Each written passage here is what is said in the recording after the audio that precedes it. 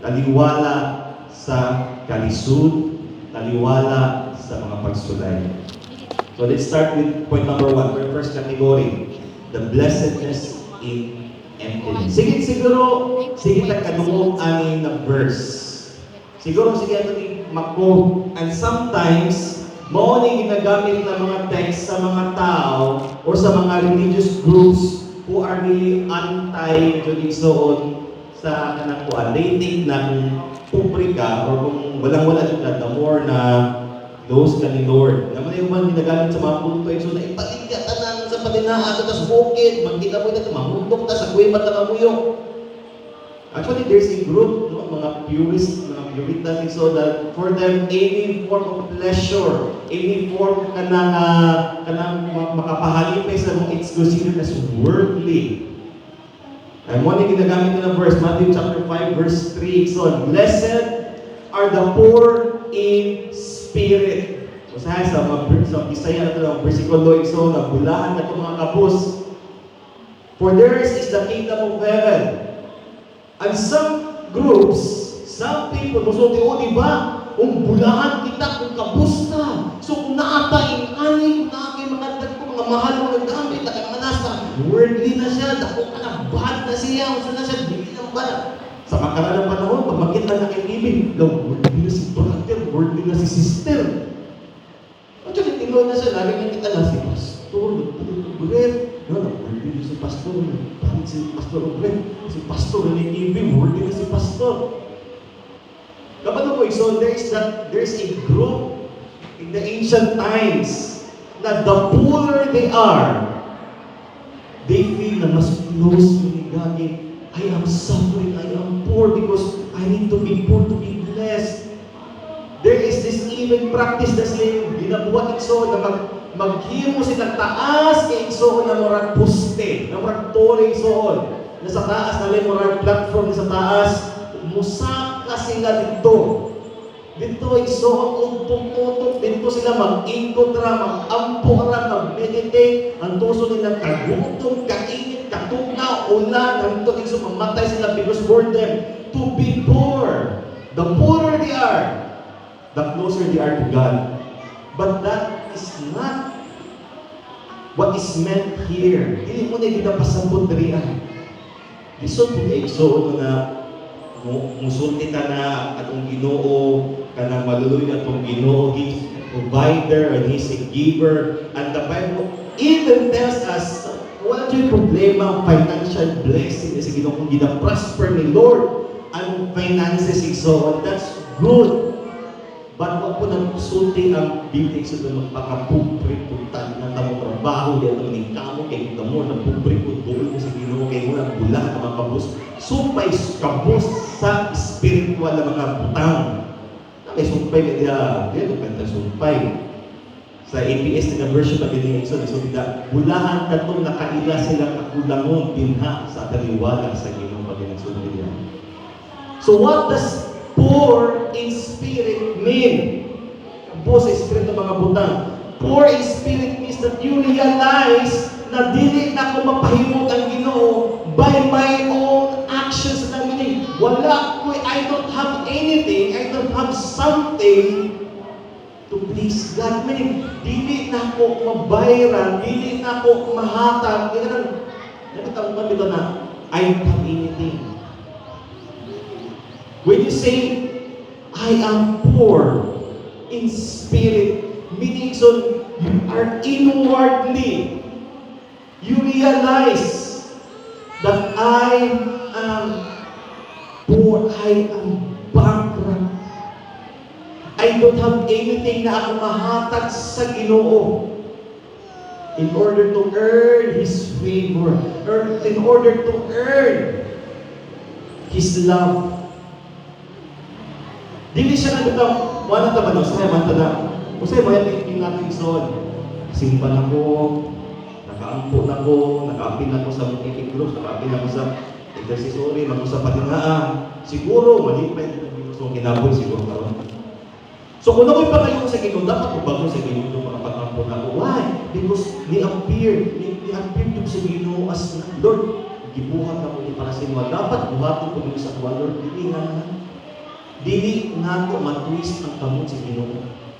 Dili para sa tuwa na ko, hatagan ang pabor, iban ang pabor sa mundo. You cannot manipulate God. Lord, naghatag tayo. Nag-ibig ko, Lord, dapat ha, mga apply ko ba, Lord? Dapat ihatag yun sa kwa, dapat kailang makapasar yun kwa rin. When you approach God, remember it's all. We do not have anything in our own. Not our actions, not our achievement, not our works, it's all. Dili na siya dito i-presenter sa Ginoo na Lord. Enough na ba ni Lord para tabago na mong pag-ampo. Dili na. It is by the grace of God alone. Dili na ito matwist ang kamot sa Ginoo igsoon. When we are poor in spirit, we see ourselves, Lord, compared sa imong pagkabalaan, compared sa imong pagkamataron, Lord, I am unworthy. Katisting igsoon na minili mo bigtay ka na nakasabay mong tao na mas nabaw pa sa imuha. Di ba mangliit kasi mo galingon? Usahay sa pinya to, isang mana ka ba kasi bagtik na ko na tao, taas ang achievements, lang upan niya. Kunya, mga upan mo sa isang gathering, o sa social gathering, so mga upan, mga CEO, dagko kay mga umpan niya, lima na ka-corporation na ginahandol, dagko kay mga tao, di ba, feeling mo, dagko, kaya mga dagko, mga tao na ako, wala pa rin ako ng mga kumpanya, ikaw successful na kayo, hindi niya ikaw, upang nabunod, pero kumpanya. Di ba kung itapat ka sa mga tao na mas kapag pa sa mga bagong siguro, ilay mong panahon sa mga ganito. And that should be our posture before God. When we approach God, makita nato siya na labaw guys na mas grabe si Lord, mas taas guys Lord, and I have nothing. Compared sa ko, walang siguro, I am bankrupt, bubrigo. Di ba, that is what meant by poor spirit. When you appear to God, Lord, I don't have anything. Lord, ako yung madala ka rin sa lubang is myself. It's my heart, Lord. Okay, and when the music fades ba sa kanta, when all is swept away, and I simply come. Na kung kuhaon sa Ginoo tanan sa imuha, kung sa'y makita, kung sa'y mabilin sa imuha, di ka makapanginambog, wala tayo ikapanginambog, wala tayo mapresenta sa Ginoo in order to achieve His grace, in order to achieve His favor. It is only through Christ. It is only Christ na ma-achieve na itong pabor sa Ginoo. What is our attitude before God? That when we approach God, we approach in humility, we acknowledge His own, Lord, na ako'y kakulangon. Lord, I am weak. Poor in spirit is not a financial status. It is an attitude na kumudol ko na sa Ginoo. Na kumudol ko din na every time I pray, every time I worship God, ako gano'n na akong kagaling na, Lord, I am not worthy before you. I am poor. The word poor actually means bankrupt ka. You have nothing. You are indebted. Utang ba ka sa Ginoo? Lord, diligent na akong magbayaran ang imong mga kaya. But the Bible calls it blessed. Bulahan na itong mga tao na ilangan na ano sila kakulangon sa Ginoo. Dili ka itong mga tao na nakoy na-achieve para sa gingharian sa Ginoo, nakoy nabuhat para sa gingharian sa Ginoo. Dili mo nato na pwede i-claim. I cannot claim whatever achievements na gibuhat sa Ginoo sa kinabuhi ng the ministry. So, sa gibuhat sa Ginoo sa kinabuhi ng the ministry, I cannot claim this, Lord. O di ako mukha. No. Kung the glory belongs to God, mo may purpose, mo may purpose na gibuhat sa Ginoo. So I cannot claim the honor, I cannot claim the achievements. It belongs sa Ginoo. So,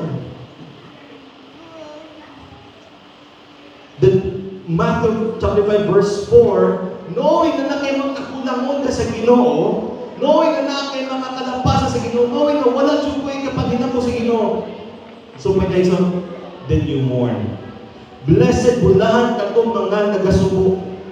Yes, it could possibly mean mga nagasubo sa ilang mga kalisod, sa ilang sitwasyon. Yes, it's all. But knowing na natin kakulangon sa Ginoo, knowing that we are unworthy before God, Di ba, dapat mag-udyok kasi sa mga, dapat ituklugdan niya igsoon, kanang knowing that we are nothing, natin kalapasan, natin kakulang sa ginagsoon. Dapat igsoon, through that and because of that, we mourn. Makahilak ta. Magasubok kita. Why? Because we need a Savior. Nagkinalang kitang kaluwasan, nagkinalang kitang manluwas. It's not just hindi siya limitation. Nagsubok ko, napupul problema, so yung blessed ka na. But na po sa natin, you are blessed when you consider yourself, you are mourning, nagsubok ka, naghila ka, because you know that you are a sinful man and you need a Savior. Nagkinahalan kita o manuluwas. Remember, katong parable ni Jesus, katong Pariseo, o katong tax collector in Luke chapter 18, gigamit ni Jesus ang isa ka religious person o ang isa ka sinful na isa ka tao to compare to kinsay ginapaminawan kung unsay importante at ubangan diya sa Ginoo. Verse 10 to 12 sa Luke chapter 18, two men went up to the temple to pray. One a Pharisee and the other a tax collector. Now, Pharisee, a religious leader, a religious person, a good person, standing by himself. Di ba? Standing by himself, iyang ipasigambo. Hindi siya magpa-appeal dito sa mga tao na mga sipal na dito. Mga pitsi-pitsi na mga tao diyan. Ito appeal na mga tax collector, mga carpenter. No, I am a religious person. I need to be first. Now sa pinaka-front, no, ganyan, so si Jesus, ang bantay ng mga tao na pwedeng imanita sa pinaka-unang concept. Diba, basing pa, atong sa likod, mabot ng tagis pa rin, atong sa likod, ayaw niya, kaya na tagiya na, atong sa likod. Magpauna rin siya, kaya gusto makita sa mga tao that he's different. Standing by himself, pray, ano siya, Lord God, thank you that I am not like other men. Salamat, Lord, at di ko pareha sa ubang mga tao, mga extortioners, unjust, adulterers, or even like this tax collector na sa likod. Gabi ka self-righteous. O sa isod, may ingatan nila ng, may parehas mo. May ginagawa ko sana, gamay-gamay ng friends siya. Wala pa siya, I fast twice a week. I give the tithes of all that I get. Grabe siya, grabe ang iyang promotion sa pagaling man ba na, di ba, when we approach, what's the attitude mo when you approach God?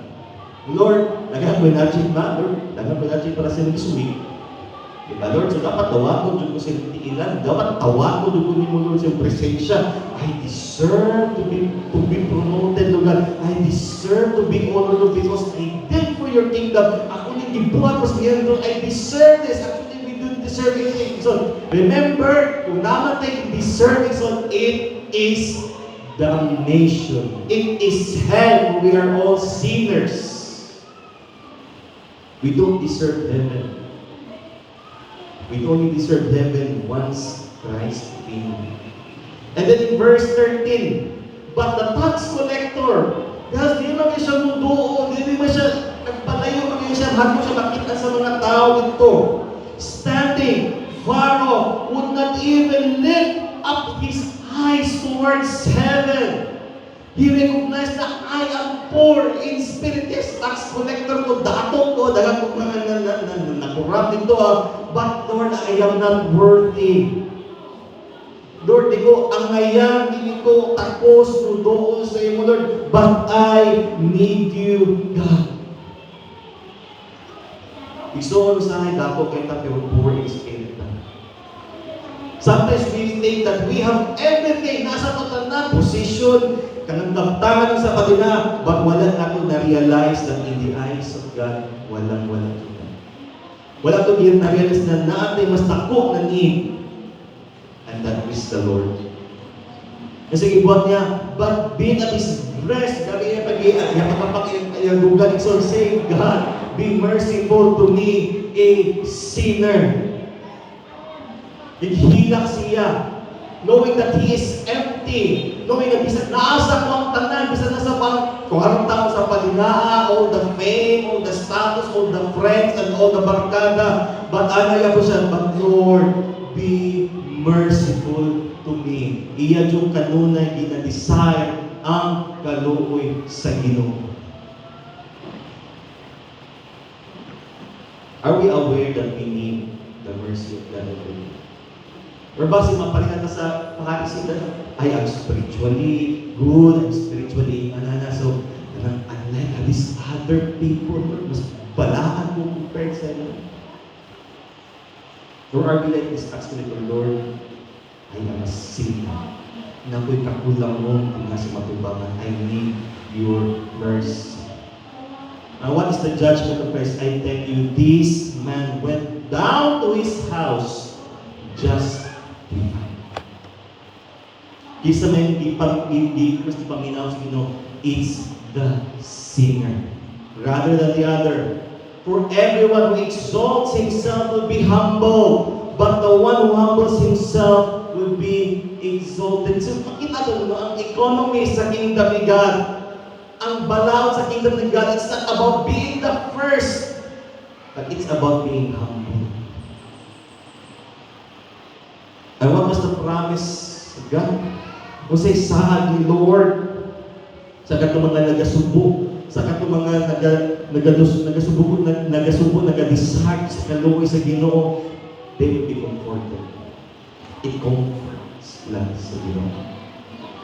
Katong mga nagamorn, katong nagasubo, those who mourn are those who discern and are convicted over their sinfulness. Kabalo kita ng makasasalatan natin, kabuhat natin, kalapasan, kakulang sa Ginoo.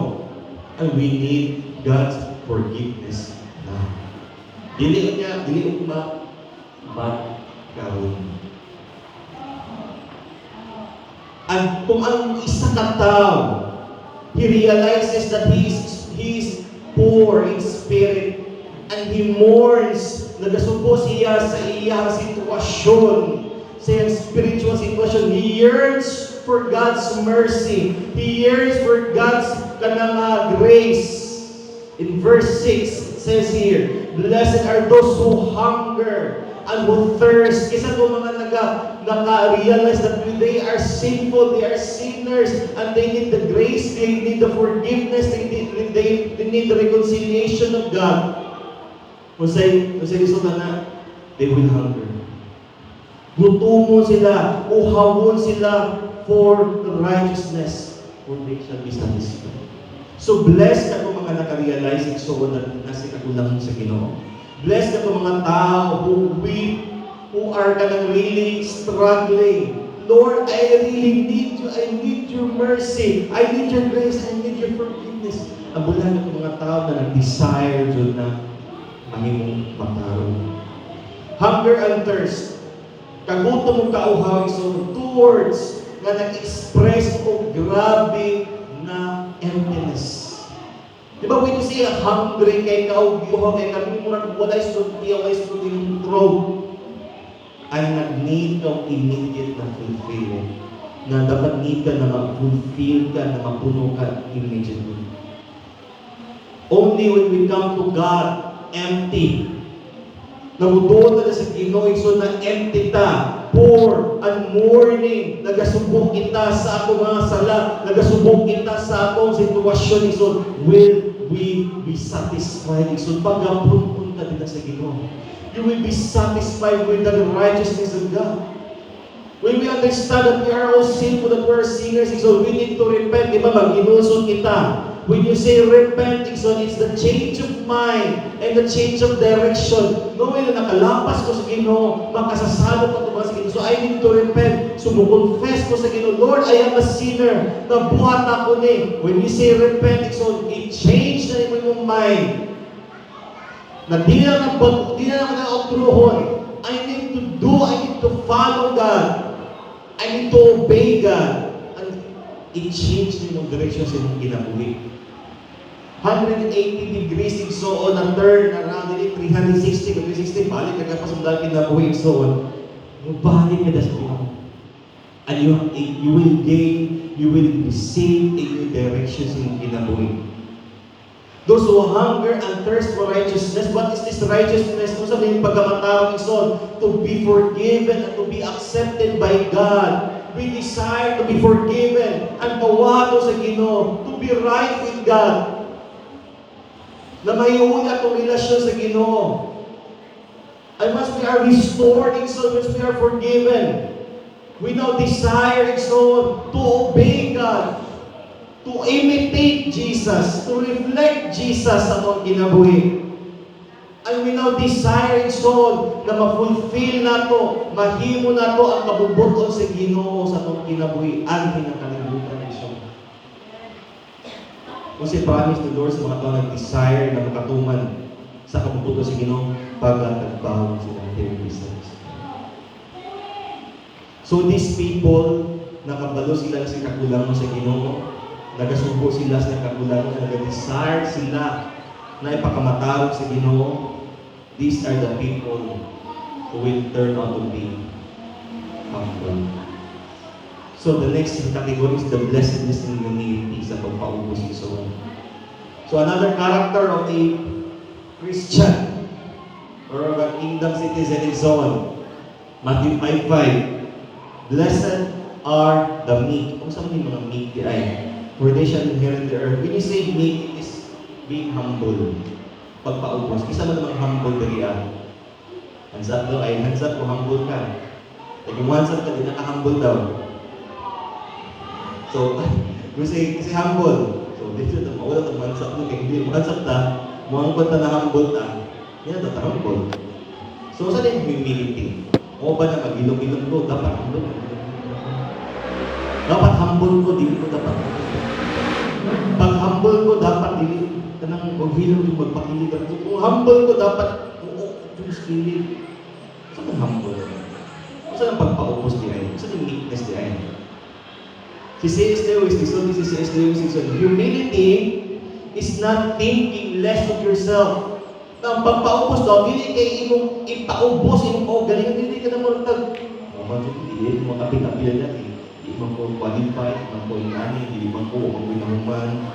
Wala din mong i-down, hindi mo ko galingon. Wala din mong mag-ipaubos, hindi mo galingon. So, but when you say humble with humility, it is thinking of yourself less.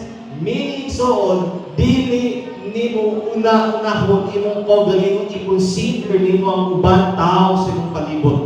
That's humility. Ganito kabalo ka mo basa sa sitwasyon. Kasi iba na mga tao bitaw ka na bitaw hilig din. Ano may mga friends o kailig so na hilig sila na pag na mag-storya doon, may istorya iso, mag-storya pa na pag muabot kita sila, ma-change ang istorya about na din sila ha. Dapat yung mana naman kailangan na. Story mo, dito po ano, dito po siya at dito po ano dito, nyamana siya, pag muabot ka siya, nakahanap ko siya po, dito kami dito, it's about them. Mayroon silang pinakasentro sa istorya, gusto sila mahimong sentro. They want to become the spotlight, so dapat na sila, dapat ang tanan attention na sila. They want the attention sa tanang tao. Gusto sila na sila pinakasentro. They want to be recognized. They want to become they want to be at the center of the stage. They want to become the important person din sa simbahan. They want to become the important person din sa opisina. That's not humility. But when you say na humble kayo son, mo tanaw mo galing son, no? I'm not the most important person here. It's Christ.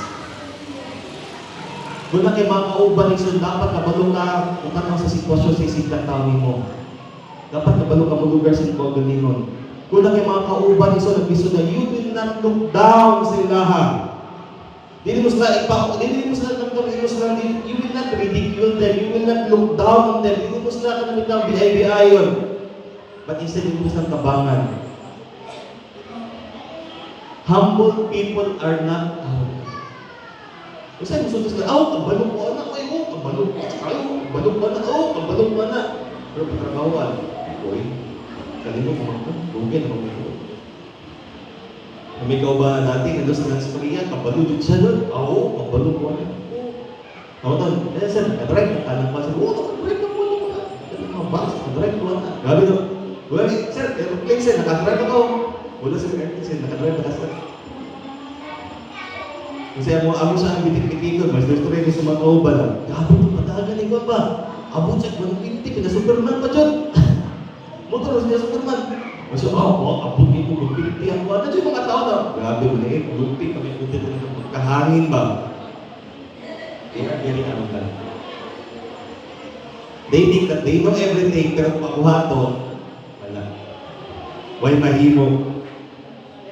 At kung kapag tayo so, na when you say we are humble, we recognize na I don't know everything. There are some things so na, let's admit it ako, kabalo, yung kabalo sa atin, so magpatugatog ka diyan. Gusto na ako ng buhaton, nagtrabaho na kung kabalo. Wala sila na, wala isa ka tao, wait, magkadiba kasi buhatan din eh. Be humble din ang to say na, yun yung kabaluan, yung mo katryan. Sa akong siya, kasi nabay mo kayo na mas nakabaluan eh. Be humble to admit it. And these humble people, these people who consider others putting so, those people na wala na kita na ngayon na may pinaka-important dito sa lugar, sa ilang opisina, sa ilang pamilya, o diha ikso dito sa simbahan, these people are often the people who are merciful. Maluluyo sila. In verse 7, blessed are the merciful. Bulahan na itong maluluyo, for they shall receive mercy. Humble people will not look down on others. Ang kinaiya sa isang Kristohano na humble so dili jud niya na right i-look down ang mga tao na may mga kakulangan. Dili niya i-look down ang mga tao na kabalo siya na siya weakness din ha. Rather, they will show mercy and compassion towards others because kabalo sila mismo. Sila ko galingon na bisa sila kinahanglan nila ang kaluoy sa Ginoo. Na sometimes dali ra sa tumulog down sa isikan tao na to. Ay mo sa isa sa mga turn off sa mga katawhan. Gusto sa Christian, grabe mo siya maka-look down ng ibang tao. Sa libig lang, siya maka-look down siya sa isikan tao na grabe tayo. To be merciful implies generosity, forgiveness, compassion, and it includes the desire to remove the wrong as well as alleviate the suffering of others. When you say na maluluyod ka, it's not enough. It's not like, naluwi po na ani, naluwi po sa bata, naluwi po na ni brother, naluwi po ni sister. Kuya, kung na siya iampo, akong iampo, si brother, si sister, nagkalisudo siya, akong iampo, akong siningan, nanay son. You do not stop. Namusunin na itong iampo. But you continue to find ways na maibsan ang iyang kalisod. Naatay matapang. That's mercy. Si Jesus, kung nasusutin na taong bunta ni Hana, Jesus, ano? Let's pray for that. Ako na iampo. Sila ako na iampo. Kaluwi po na niya. Ikatakaw siya po sa iampo. Kaluwi po na niya. To be merciful so in the kingdom of God, it's not just to be pitiful. Kadali ka mapakita pity lang. Naluwi ka, but you are doing something. It's an active response sa suffering sa ubang tao. You are sensitive towards others. You are willing to share. Kung isulti si James sa Santiago, so, those cases sa 17 so on, because si James there, you say that you have faith na kay pagtuo, but you are not doing something sa kalisod sa inyong katao, then that is not a faith. It's dead. Kung wala ka na-respond sa kalisod sa inyong katao, despite claiming to become a Christian. Yan si Santiago, if a brother, hindi ka uban sa simbahan so, kung nanayigsoon, who is poorly clothed. Nakita nyo ka, nag-isunod na sa inyong panimbaho, nagkaupan ninyo na gusto nyo sinina ikso, hindi kayo decide siya, pag gusto nyo sinina ikso, and lacking in daily food, kabalo ka na, why di kaon? As in, po, pala wala di kaon. And one of you says to them, go in peace. Be warned, meaning na ba? Ang kada siya, it means na mga, God bless brother, God bless sister, ang tingga sa pagkulin, hindi mo grabe na makakita mo pa ng aking painit, inom daghang tubig, tao dyan, gutom na gani, mo pa dyan nagkakdaghan. Sa mo dahil gutom. Kung kakita ka, you are claiming to be Christian, kakita kasi sikataw mo nung nagkalisod, dali na kauban sa kauban mo sa pagpangalagan, nagkalisod, sa patina, igutom, ay ikaon, igsoon, luway kayo, magsuti ka na. Ato na siya iyampo. Na ikaw, able ka, makatabang ka na, nag-inom pa rin yung pagkaon sa balay sa balay, dagang kagpakaon, igsoon, ato na siya iyampo, brother, ato siya iyampo, sa ano, Kristo, iluwi ba, sige, ato na siya iyampo. But knowing simple, galing mo na natin magwatan na. Kasi sulti pa din niya. And without giving them the things needed for the body, unsa ka maayo, or what is the use of your faith? What is the use of your Christianity? What is the use of your claim? Na isang Kristohano, hindi ka kabalo-maluwi sa sikataon ni mo, ni punto ni James Ria. Na si James, so that faith by itself, it does not have works, it is dead. Yes, we say, I am a Christian, but if you don't know how to show mercy, if di kabalo kang video, kabalo mo lang consider si sikataon mo, then your faith is dead. Because as a Christian soul, our faith compels us. When you say that I have faith, bigla mo na kusion kasing-kasing, malungoy ka, and your faith compels you to respond to the suffering of other people. So as Christians, kita lang Christian, we don't just say na, kaluwi po ni brother, kaluwi po ni sister, ato nang iyang po. Wow, how about sigat nang iyang po, pero ato ta mercury, nabi extra niya, ato ta mercury tayo ang balo. Diba? That is faith with works. So to be merciful is to empathize, napagabado ka mo, mubati sa kalisod sa isang katao, and we are doing our best to help them. The more we care for others, the more igsoon na maka-realize, the more na makabati kita sa kalisod sa isang katao na ito igsoon, the more po nato mas ma-appreciate ang kaluoy, ang grasya na gihatag sa Ginoo sa buhay. And then in verse 8, blessed are the pure in heart, putli sa kasing-kasing for they shall see God. Kato mga tao, ang mga Kristohano who are pure in heart, putli sa kasing-kasing, are morally pure, honest and sincere. They are people of integrity, single-minded commitment kasi yung meaning so naadyo sila ibarugan na sakto. Kung ang kalimutan, magsulti sa tuan, na okay na buhaton, but you will stand na, since the Bible is very clear that it is not good, it is bad, it is sinful, barugan yun ako na siya. Bahala kang makauban sa opisina, magdala na sa isa ka rin na bond paper. Pero ikaw, ayaw mo pagdala sa isa ka paper clip. So, wala mo ba? Rehar, binoto na din mga rangkay pa. Pagdala ng paper clip, isa ka kahas, bulpit, at kung natin yung fax machine, fax machine, photocopy, at sa balay. Pero ikaw, isip-isa mo sa parang hindi iso na yung pagka-gusto mo. Once na ito na ba, kahit ilang yaw, simpatin pa, usapan na. Pasubo na ito, kung mga paligid text, so di ba, punch-punch na card.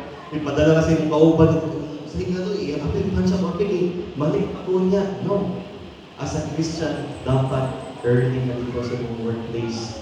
Ito ang pinakauna o pinaka-last na gawas na sa iyong workplace. So, why? Because you're a person of integrity. Na kay integridad. So, that's a person that is blessed in the kingdom. Sa kalibutan ng Ikson, umayag tayo ka ng mga underdating, kung sa tayo, ng mga sabot-abot lang Ikson sa Darosi, sabot-abot lang, ang presyo. May kayo nga na Ikson, in the kingdom, it will not work. Christians who are pure in heart will stand what is morally Di ka mo sabay sa kanang uso na kapag ka na malit yun na siya, ano mo sabay niya?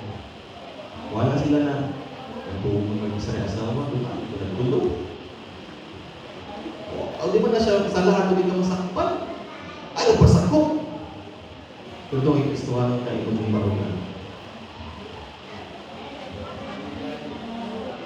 And then verse 9, Blessed are the peacemakers, for they shall be called the sons of God. Notice ikso na ang mga tao nang gisulti sa Ginoo na bulahan. Wala siya nag-istot about finances. But it's about sa imong karakter, sa imong kasing-kasing. So, bulahan ka itong mga peacemakers. Nagapamod ka para sa kalinaw, for they shall be called the sons of God. Pagkatang na ikso, sa manta, daupang kalayo or peacemaker ba kita? Ang Ginoo ginatawag niya mga anak namin so na mga peacemakers. This involves action. Kung sa'yo mo ay peacemaker, dapat mag-ilong-ilong para ko rin kung makisasa sa issue. Peacemaker, kanang basta di lang mo sabang. Wala ko yung buhay ito because peacemaker ko. Ang isang peacemaker so it's not just, hindi siya kay tama na sa dilat mo sa dali ang magbuhat mo sa panila, so malina, din magkapilapil. But actually, so no, to be a peacemaker, they actively seek. Mangita silang pamaangig, so na ma-reconcile yun niya. Either yung kaugaling mo sa isang katao niya, or na siya kauban na isa nag-away, as a Christian, as a citizen of heaven, as God's representative, so mangita siya pamaangig na magkaulit ng mga katao. Mangita siya pamaagi to seek peace, to cause reconciliation, to end bitterness and strife.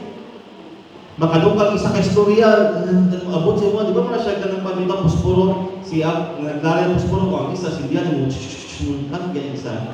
Pero kung ikaw, kung imo di ba sa puspuro, kung imo ibiraw, so dito na siya matakit sa pikas. It's not just, tama na diyan, di na masama ito, sa palinaan, di dapat yung but you will make ways na ma-reconcile sila. Makita pa maaging so to make peace. Dili ta mudakon pa. Because peacemakers will be called the children of God because we need to be representatives sa Ginoo na itong ginagawa sa.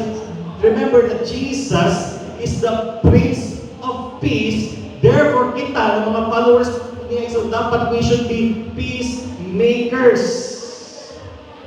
We seek to reconcile. Kung natungan ka sa duha ka parte na nag-away, kung ikaw medyo drama na ka, hindi kay, ano siya? Isa problema di ay, ano ba di bisulti ko, ani daw ka, nasamutan. Dili na kalay, bumpa na dyan Dixon. So you seek to reconcile. Ano nagkaaway man mo? Kung sa kay dahilan ng kaaway man mo? And you listen to the both sides and you find ways so na magkakita mo common ground na magka-reconcile sila. So how do you resolve conflict? So sa ibig lang, saan ka pag-resolve ba conflict? So naitulong ka tulong ka areas ng anak, sa atong isikataw, o sa atong bana o sa atong asawa. How do you resolve conflict sa atong mga anak? Making peace with your children includes defining the boundaries between right and wrong. So usahay, maka-offend man yun sa atong mga anak. Yung mga times susunod, we will offend them. Usahay, mabunalan na ito, mag-disiplina sila. Usahay, without particular reason, sumato sila mga kasakitan nito. So we need to explain to them. So, ato pa sa mga anak, nganong nabuhat ito na ako? Usahay, mga boundaries iso na dapat nila may bawaan na pag mulapas nila niya, they will be disciplined. And affirming each child, i-remind ang mga bata, once again, so from time and time again, i-remind mga bata that i-discipline ka because I love you and gusto na ako na dili ka makatos sa kapatid. You reconcile with your children. Where's nothing wrong na? I'm sorry, nabuhat ka sa but I want you to understand na nilapas kasi ng boundaries sa inyo. Sabi ko sinasabutan. You make them understand. Kasi noon, siguro kita nag-experience na bata pa ta, nawata ka ba doon sa lahat ito, tingata na kalitan, buta sa mga usap. Push! Usap to. Kaya natin bunalan na ba? Isa nag-ibuhat na ako. Bilit, ang bata, dapat ito explain na, buhat ko na ito na ano. Diba? Sabot ta, kaya pero wala ti mo gibuhat. So, andang baka, bunalan. Pero panaghirap din yung bata. Natin isa ka picture na mo, so, wala na siya. Nasabot na siya na, muatong talit ko sa mall. Kapag mo ganahan kay kag donuts, I will allow you to buy 1 donut lang. Pero kung gusto ka mo sobra, pwede. Pero, sabot ta. Pag dili yung mahurot na, bunalan ka. Sige, sige, tapos na, sa mall, nakapit sa isa kayo sa kasikat na donut shop. Daddy, I want this. So, totally, or in totally, so 6 kabuto sa ibang siya. Ayaw pa siya. Sabot na ha, dapat, ipatakabot sa balay, makurot na ng donuts mo. So, ang bata, grabe, nagilang-ilang ng bata sa sakyanan, pinag-lisod siya, Teka siya, panagilang lang ka. Daddy, nila na ako mahurot ang donuts, daddy. Ibaw sa itong sabot. Ay, lisod na kayo bas. Dapat isa lang na donut ang iyong palintod.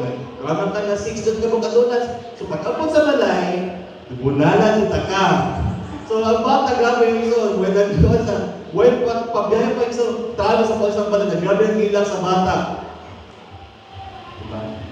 Ipasabot siya, because nagsabot tayo, you do this, pero kung tumas mo sabot, so, dapat tinawag ka.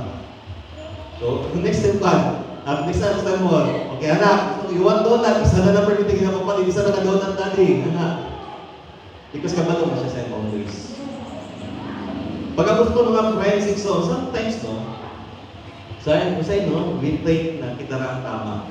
Gusto nga mo dapat ako ang tama. Sometimes mataaw natin makikita tag-away o sa padaglig ka sa gawas ng mga friends. So making peace with friends includes broadening our mind. Ano nasulti ko niya sa kuha? Ano na-open ko siya isulti? Basit nga nung pag ginawa na ko siya, basit na po siya sakto siguro. Kasi na po yung bunto yung pagsulti. So, itawan din mo siya, you should talk with him, with her, ano nasulti ko niya? Punta ba, ano nasulti ko niya mo? Actually, nasakitan ko siya isulti. Ano nasulti ko niya mo? Mo yung binabangunan ko lang ha, mo siya, mo rin dapat atong buhaton. So kita, we need to listen to their side po. Dili po kikristohan ng tayo, pasakto natin po lang itong idea. E bisan kina sila, at believer o sa pananahin sa pundo, basit sakto po na ilang idea, ilang damo. So, we listen to them, let's accept their explanation, ang tanaw na to, be mindful, tanaw na to, mas lito pa yung idea. Mas plausible pa siguro yung plano and so on. So we listen and let's be open to accept also their ideas and so on. Hindi tayo patalit open. Kasi nung kita gusto kita, bulu kita, balik kita ma-open. Let's not accept their ideas po. Ano yung isip ng mag-asawa? Making spouse, making peace with your spouse can be the most difficult of all. Yung magbula, yung istorya na. Sometimes it requires outside help. Kasi pag ito matambang mo, so sometimes we need siguro, we seek counsel siguro sa mga marriage counselor, at dati mga sabihan so ng mga spiritual at mga friends, siguro we can console with them. Mabiya ito sa mga tama-tama, sa yamin ko mga buhaton. Pero let's be open to alam ng listening. So, mag-reconcile na sa itong banaw ba sa masawa, panginawan to each side. Counseling is not about advice, it's about listening. Paminaw, Jodison, mutual confession and rebuilding of love that's been burned. Save your marriage. Kasi kung ito nung para na sa manak, no. Don't save your marriage para na sa manak. Save your marriage because hindi ito yung ano. We must be willing to forgive and to ask for forgiveness. Remember, there is a blessing in humility. Wala'y mawala sa ta kung mga itang pasayod soon. Wala po'y mawala sa ta kung kita po pasayod. And last is the blessedness in suffering sa mga pag-antos. Matthew 5, verse 10, Blessed are those who are persecuted for righteousness' sake, for theirs is the kingdom of God. So dito matingalay, so nasa itong pagpangalaga sa itong pagkakristohan, there will be persecution. There will be times na lutusun ta. Siguro not in a way, so na parehas ng time na Pablo, ni Pedro, na pattern. So sometimes, maka-face na ito ng persecution sa itong mga friends because we will not deny them. Sa mga barkada, so because di ba ito sa bayan, ang ilang gusto. And sometimes we will be persecuted. Siguro, di naman in a way, na pasakitan ka, pero sometimes you will be ridiculed. Maulawan ka, katsawan ka. But that's okay. Basta ayaw, Jud, kada bitaw ibeg ang imong pagpangalaga sa Ginoo. Barugi ang imong pagpangalaga sa Ginoo. Persecution should not surprise Christians. Di na dapat matingalan na makuranta sa mga pagluto sa Isod. 1 Peter 4:19, isulti pa idihaa, says Pedro, Therefore, let those who suffer according to God's will entrust their soul to a faithful Creator. Kung gilutos ta, kung nag-antos ta tungkol sa itong pagpangalaga sa Ginoo, musabing ta din ha sa atong Diyos who is faithful. So, and let's continue to do good. Ipakita natin padayon ka sa pagkakristohanan. Bisag i-persecute ta, bisag i-BI ka, bisag kantsawan ka dahil sa pagkakristohanan ni Son. Sa nila, importante, itungkyan ni mo tanan sa isa ka faithful na Creator. Do not compromise your walk with God. Ayaw i-compromise, ayaw i-kompromiso ang iyong pagpangalaman, paglakod sa Ginoo. Tungod kay mahadlok ka, kantsawan, mahadlok ka, kanang katawaan, mahadlok ka, ison, nalutoso sa pagkakristohanan. Lastly, in verse 11 to 12, Blessed are you. Siguro ganihan, nagtanaw si Jesus sa mga crowd, sa panong sa mga tao, ba't karon? Nitanaw siya sa mga disipulo niya, Blessed are you, it becomes personal. When others revile you, BI mo, lutuson mo, and persecute you, and all kinds of evil against you, falsely on my account. But instead, rejoice and be glad, but instead, Ginoo Kristo. Bulahan ka tungkol sa iyong pagsunod, tungkol sa iyong pagbarog, tungkol sa iyong pagpangalagan. Bulahan ka kung ikaw nangalagan sa Ginoo na biyayon ka, pakaulawan ka, nuntuson ka. To even ang uban mo to the point na ipalayason sila sa pamilya. Challenging ang response. Dili sa tanang panahon na akong response is maglimpay ta, na dapat ikalimpay na to. Palayason kasi ng pamilya, maglimpay, maligay sa lang, palayas ng mga bakas balay. Kung gusto na ko niliga. Di ba ito magkatawa kung gilutos na kung sa pagkristohan nun, huwag ko na promote na kasi amat. Thank you Lord, hallelujah, huwag na promote, dili na. It's not always the rejoice and the glad na automatic response na to. But rejoice and be glad, so because you know na bisa kang reward sa kalibutan, wala man natin sa inyo knowing that there's a greater reward na bulat diha sa langit. Because what we say, Jesus, your reward is great in heaven. Kasi no, ang reward sa kalibutan, kasi mo push natin na compromise na. Magbenta sa away sa kalibutan. Sige na, importante na may reward sa Ginoo. Assured ako reward sa Ginoo. That's the cost of discipleship. Isulti pa si Dietrich Bonhoeffer ito. Discipleship means allegiance to the suffering of Christ. Kita na mga sumusunod, tinunan ni Kristo, disciples of Christ. Discipleship, it is the day-to-day transformation, commitment nato pagsunod ng Kristo. That's discipleship. Means allegiance. When you say allegiance, Isos, manumpa mo na dili yung mubiyak ang Isos. I will attach myself to Jesus. I will ally myself with Jesus. Allegiance to the suffering of Christ. And it is therefore not at all surprising that Christians should be called upon to suffer. So we are following Christ and we promise loyalty. We swore loyalty din ang Kristo. Wala kang nanumpa, di ba? Mga kabayan sa eskwelahan, iniibig mo ang Pilipinas, di ba? Manumpa juga na ilang mo ang Pilipinas, na mo yung tabangan ng Pilipinas, sa patinaison. So as Christians, as disciples of Christ, we also swear, we also ally, we also make an allegiance, we promise that even at the point of suffering, di natin i-deny si Christ. Even to the point of suffering, we will endure for the sake of Christ. In fact, it is a joy and a token of His grace. Kasi Dietrich Bonhoeffer is so on. I'll end with this sa Source and Life. He is a German pastor theologian. Nabuhay siya during sa World War II. Kasagsagan sa World War II. So, panahon sa giyera yung sa World War II, kasi sa Germany, nasa sa United Kingdom before the war. Pero during the war, di-compel siya sa Ginoo.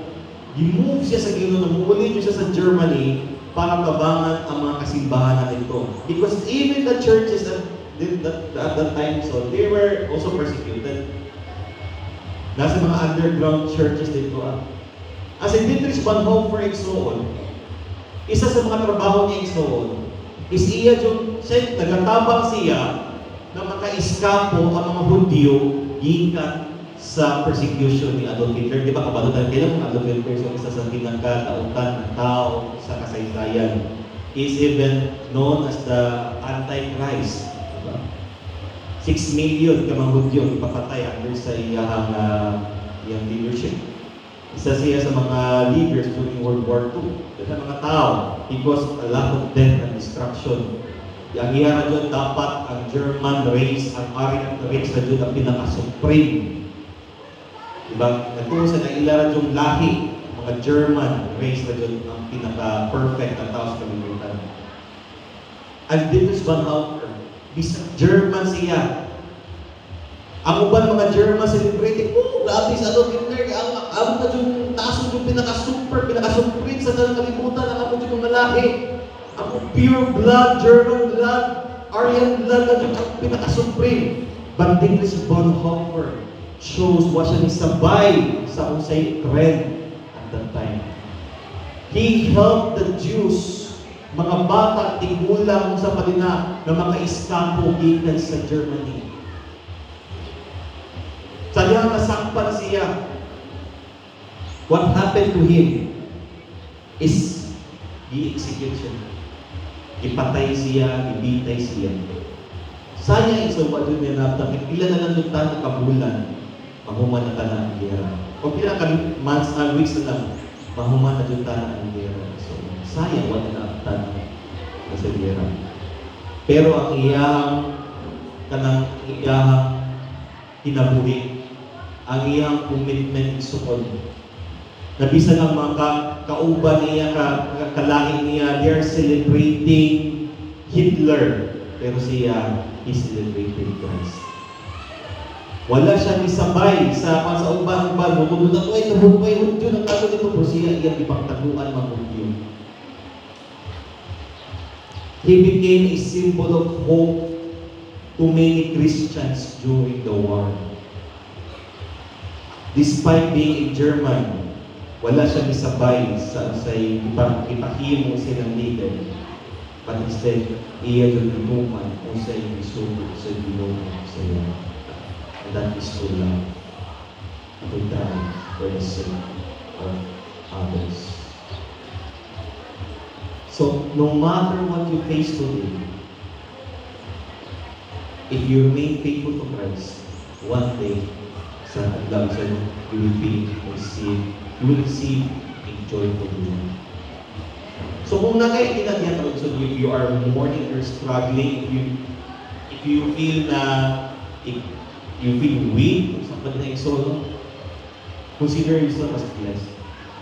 Siguro sa financial, sa bahandi, so dili layo na ka sa kalibutan, so baka tubangan sa Ginoo. you are declared blessed. Ulangan. Let us all stand. Hindul kita.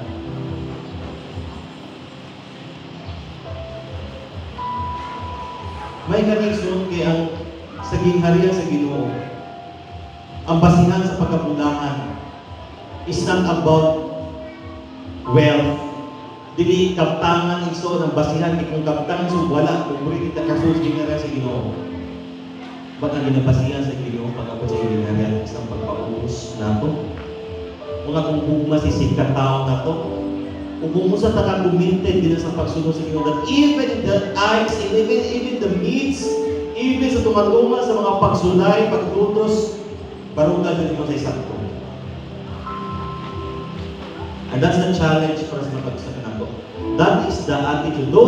These 9 attitudes here, these 9 attitudes are the characteristics of a Christian. We recognize our sinfulness. We grieve sa atong pagkamakasasala. We desire to remain righteous by God. We humble ourselves. Wala itong ginapatasan mo galing batong ginamusider. Ang kahimtang sa isang katao nato, manuluyin kita. We are pure in heart, in desire nato iso na buhaton ang kabubuto sa Ginoo. We are committed to do what is right at tubangan sa Ginoo. Andito ta biya kita mo kalikod sa pagpasunod ng Kristo. There's a greater reward waiting in heaven. Labaw sa tanan says, we are kingdom citizens. We are citizens of heaven. Although wala pa karon, but fully sa pagbalik ng Kristo, we will fully embrace that citizenship. Padayon kita sa pagpapanood. Let's pray. Almighty God, we thank you, Lord. Salamat Diyos sa imong pamaayo. We thank you, God, that ang basihan sa isa katao na bulan, Lord, dinha sa matubang, it's not our material, the financial, o kung sa abilities na mo, God, not our titles, not our background, not our connections, but Lord, it's our humility din na sa tumakas. Among pagpaubos ko. Because kung mga kaptangan ng inyong posisyon, connection ng Baselor, hindi nyo makapasar ka. But Lord, it is only by your grace and our humility, our love for you, God, that we become blessed. Kabulangan mo. Ang basa mo, Lord, today, we are struggling with many things. Lord, help us, tabangin kami, Lord, that we will really see ourselves taong mabaling mo, Lord, na empty because of our sinfulness. And Lord, tabangin kami na maknun kami, O God, that we will grieve. Magasubo kami over that sinfulness and we will desire righteousness, Lord. And we will respond kung among tanaw, among trato ni sing tao na mong Pinoy pinami sa pagpaubos na dili niya mo nahumog ating, but we will also look after the welfare. Among atimanon, tanawon, ang kahimtang sa mising katao, and we will do our best to God to help na maibsan, Lord, ang ilang mga pag-ayos. Lord, it is our prayer, Lord, na matapusan ka na mo, you will transform us to be the church that you want us to be. A church, Lord, na nagpakita sa iyong movement, nagpakita sa iyong grasya, nagpakita, Lord, sa iyong kahayag na sa nakakawin.